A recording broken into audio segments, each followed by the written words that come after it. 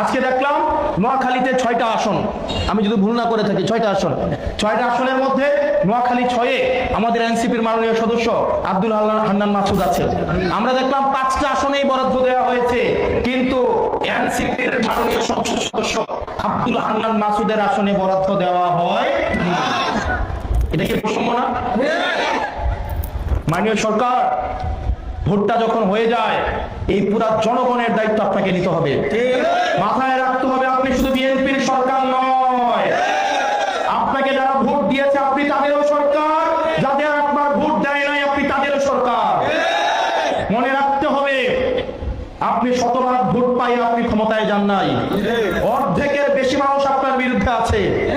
সুতরাং আপনি যদি মনে করেন আপনি শুধুমাত্র বিএনপিরই শুধুমাত্র সুযোগ সুবিধা দিবেন, তাহলে যেই গণবিরোধী অবস্থান আপনি নিবেন সেক্ষেত্রে কিন্তু সেটার ফলাফল ইতিবাচক হবে না। এজন্য আপনার কাছে আহ্বান থাকবে, সবার সরকার হয়ে উঠুন, না হয় গদি আপনাদেরকে ছেড়ে দিতে হবে।